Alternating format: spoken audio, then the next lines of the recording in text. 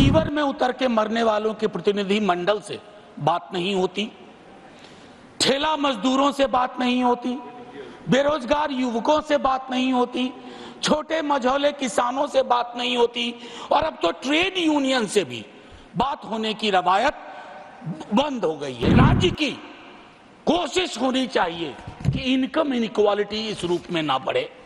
मैं नहीं बताना चाहता कि 90% संसाधन किसके कब्जे में है। ये मत समझिएगा कि मैं धन संचय का विरोधी हूं या अमीरी का विरोधी हूं, लेकिन अश्लील अमीरी और जिसका भोंडा प्रदर्शन हमने हाल के दिनों में देखा है। जब तक आप जातिगत जनगणना नहीं करवाएंगे, आपकी टारगेट स्पेसिफिक नहीं होगी, आपका बजट मीनिंगलेस होगा, आपकी नीतियां लोगों तक नहीं पहुंचेंगी। हमने लाखों के बोल सहे सितमगर तेरे लिए, तो मैं सितमगर से आग्रह करूंगा इन मुद्दों के मद्देनजर बजट को रीलुक दीजिए, बजट को आम आदमी का बजट बनाइए। मैं बजट पर आने से पूर्व प्री बजट कंसल्टेशन पर 30 सेकंड बोलूंगा।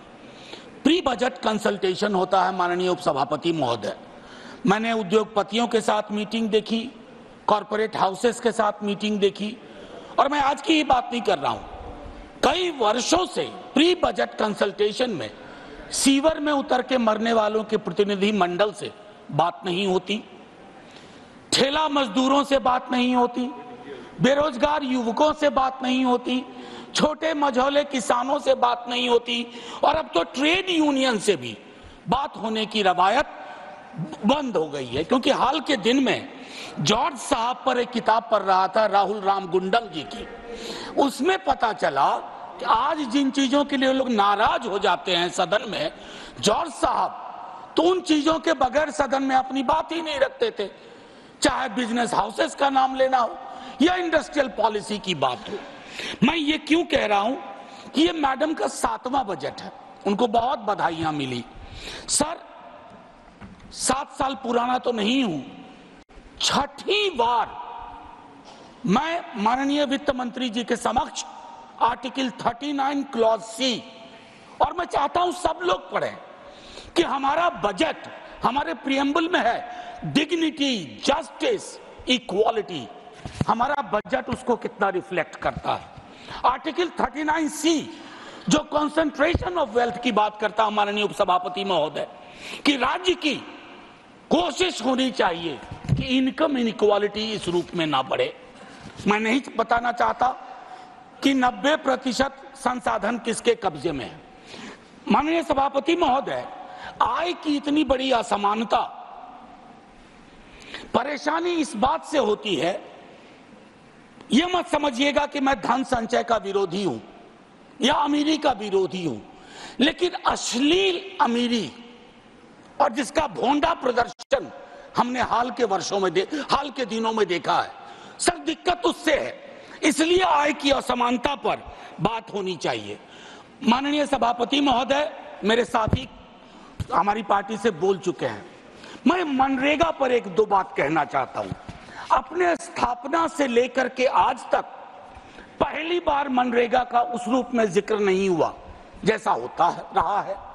86,000 करोड़ दिए गए। सर अभी मेरे पास पूरे आंकड़े हैं। 86,000 करोड़ जो कि इंतरिम बजट के बराबर हैं। आपका एक्चुअल एक्सपेंडिचर 1,05,000 करोड़ था, 20,000 का गैप है, और ये मैं इसके आधार पर कह रहा हूं, मैं आंकड़े गर नहीं रहा हूं। मैं दूसरी बात कहना चाहता हूं, इससे क्या होगा? मजदूरी के भुगतान में देरी होगी, सप्रेशन ऑफ डिमांड होगा, और क्वालिटी एसेट्स का निर्माण नहीं होगा।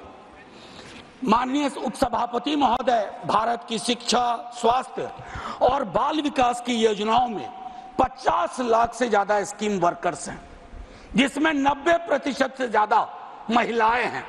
5 वर्षों में उनके मानदेय बढ़ोतरी की कोई कोशिश नहीं हुई है। महोदय, कोरोना का पूरा भार किसकी लाश है, कौन बीमार है, इन्होंने उठाया। आपने इसकी मानदेय, चाहे आशा, ममता, आंगनवाड़ी, रसोईया आदि, कृषि को लेकर के एक बड़ी आबादी है, 65-70% अभी भी निर्भर है। खेतीहर मजदूर, छोटे मझोले किसानों, उनकी दिक्कतें अलग हैं। माननीय उपसभापति महोदय, कृषि के आउटपुट का आंकड़ा भी सवालों के घेरे में है, लेकिन सवाल लेंगे नहीं। Legal guarantee to MSP, what stops you? Please, मैं चाहता हूं इन चीजों पर खुल के बात हो। सर, 24 के मैंडेट की एक खास बात है, मैं पहले कह चुका हूं, दोनों पक्षों के लिए एक संदेश, हमारे लिए संदेश है what you have done is not enough, और उनके लिए संदेश है एक्नॉलेज करो दिक्कत कहां है। एक्नॉलेजमेंट है इस बजट में सर, मैं इनकार नहीं करता हूं, एक्नॉलेजमेंट है। प्राथमिकताओं की बात होती है। कहा गया 4 जातियां हैं सिर्फ, कृषक, युवा, महिला, अन्नदाता, 4। सर, ये सोशियोलॉजिकल एंथ्रोपोलॉजिकल इंस्ट्रूमेंट का बेजा इस्तेमाल है। इस देश में जाति हकीकत है सर, 100 दफा बोल चुका हूं, और मैं कह रहा हूं कि जब तक आप जातिगत जनगणना नहीं करवाएंगे, आपकी टारगेट स्पेसिफिक नहीं होगी, आपका बजट मीनिंगलेस होगा, आपकी नीतियां लोगों तक नहीं पहुंचेंगी। सर पे हाथ रखने से, आंख पर हाथ रख लेने से हकीकत नहीं बदलती है सर। और I must tell you, idea which has arrived, you can not kill that idea. Caste census is that idea. Sir, बेरोजगारी को लेकर के तकरीबन 27-28 करोड़ का बैकलॉग है सर, और बेरोजगारी की कहानी अद्भुत है। एक बड़ी आबादी है जो डिस्गाइज्ड अनएम्प्लॉयमेंट में है, कुछ अंडर एम्प्लॉयमेंट में है, अंडर एम्प्लॉयमेंट, कुछ उस बस 1-1.5 मिनट और लूंगा, कुछ उस सीमा को पार कर चुके हैं। आप 80 लाख की बात इस बजट में करते हैं, आपको प्रतिवर्ष 5-6 करोड़ रोजगार और नौकरी की व्यवस्था करनी होगी, तभी जाकर के ये जो डेमोक्रेटिक डिविडेंड है जो आप लोग कहते हैं, उसको आप एड्रेस कर पाएंगे। एमएसएमई सेक्टर सर, खास करके उसमें जो माइक्रो और स्मॉल है, आपने उसकी रीढ़ तोड़ दी है, चाहे डिमोनेटाइजेशन हो, जीएसटी हो, और रीढ़ तोड़ने के बाद सर सर्जरी चाहिए, बैंडेड नहीं लगाना पड़ता है, आप बैंडेड लगा रहे हैं। अप्रेंटिसशिप, इंटर्नशिप, एक ही बात कहूंगा सर, खत्म ही कर रहा हूं, 5,000 रुपया आप दे रहे हैं। एक तो कहते हैं विल नज द कॉर्पोरेट हाउस, मैंने नज का हिंदी अनुवाद देखा, कोहनी से धक्का मारना होता है। अब आप कॉर्पोरेट हाउस को कोहनी से धक्का मार के कह रहे हो कि रख लो 5,000, 30 दिन से सर, बस 1 मिनट और 30 दिन से डिवाइड करिए, 166 रुपए 66 पैसे, ये तो न्यूनतम मजदूरी भी नहीं है। और आखिरी सर, जय हिंद बोलने से पहले बिहार को लेकर बड़ी बात हुई सर, हम तो मुफ्त में बदनाम हो रहे हैं। 2015 का प्रधानमंत्री जी का आरा वीर कुंवर सिंह की धरती का भाषण सुनिए, फिर टॉर्च लेकर के या लालटेन लेकर के स्किल यूनिवर्सिटी ढूंढिए, केंद्रीय विश्वविद्यालय भागलपुर में ढूंढिए। हम तो सिर्फ इतना कहना चाहते हैं,